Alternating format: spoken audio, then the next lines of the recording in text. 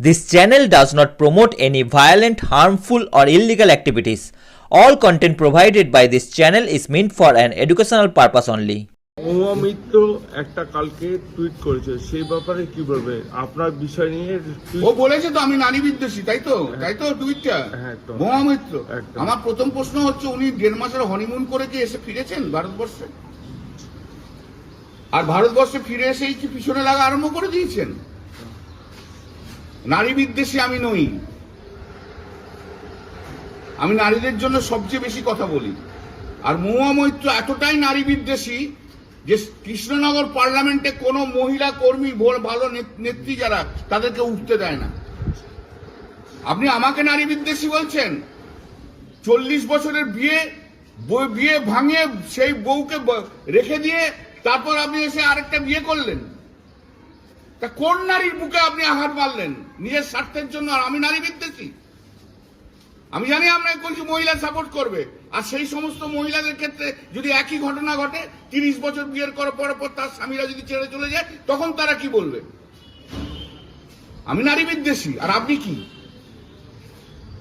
ভাবতে পারেন? 40 বছর বিয়ে হয়ে গেছে, ডিভোর্স করিয়ে সেই মহিলা কোথায় যাবে বলেন তো আমাকে? তার ছেলে পুলে আছে, she is a greedy lady. নারী বিদ্বেষী আমি নারীদের শ্রদ্ধা করি, সম্মান করি। এটা আমার কনস্টিটিউশন কেন সারা পশ্চিম বাংলা জানে। আমি একটি নারী hater, that is Mahua Moitra. I hate her. এরা কবে রাজনীতিতে এসছে? এর শুরু কি?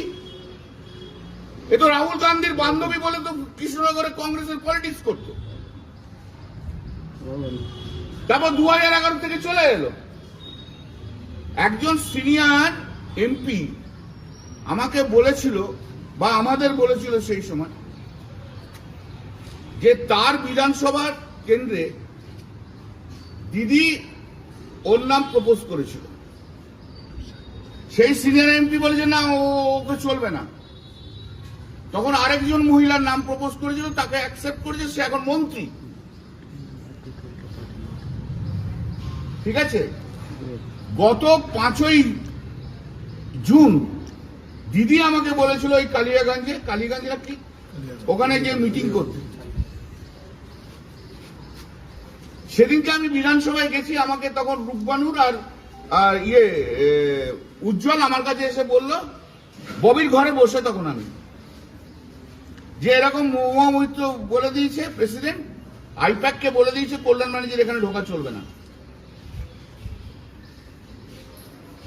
ঠিক আছে, উনি বাইরে ফরেন কান্ট্রিতে বসে বসে সব কন্ট্রোল করছেন।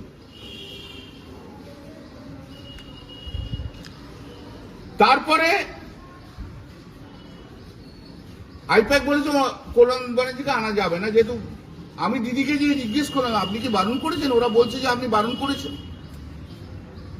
তখন দিদি প্রতীকজনকে ফোন করে, প্রতীকজন বলছে যে Mahua Moitra being a president, উনি বাধা দিচ্ছেন যে কল্যাণ ব্যানার্জি যাতে না যায়, এবং আমাদের ধারণা যে উনি কল্যাণ ব্যানার্জি যদি ওখানে যায় উনি স্যাবোটেজ করবেন। এই হচ্ছে মহুয়া মৈত্র। জয়প্রকাশ মজুমদার কাছে বক্তৃতা দিতে, জয়প্রকাশ মজুমদারকে অপমান করে ছাড়িয়ে দিয়েছে ওর নিজের লোকেদের দিয়ে। ববি হাকিম গেছে, কিভাবে তাদের লোকেদের দিয়ে তাদের দুর্ব্যবহার করা হয়েছে সবাই জানে। এসব 2011 পর এসছে, 2016-তে এমএলএ হয়েছে, তৃণমূল কংগ্রেসের ভালো সময় এমএলএ হয়েছে, এবং তারপর এমপি হয়েছে, এবং এমপিশিপটাকে পুরো ভেঙে খাচ্ছে। এর কাছে আমি নারী বিদ্বেষী স্বীকৃতি হবে না। যে নিজের না একটা নারীর সংসার ভেঙে যে একজন পুরুষকে বিয়ে করে, এই বয়সে এসে 65 বছরের বয়সের পুরুষকে, আমি তাকে মনে করি না যে একে কোনো সুস্থ মনস্ক নারী বলে। এই আসল নারী বিদ্বেষী। এই নারী বিদ্বেষী কথা বলে নিজের ফায়দা লুটতে চায়।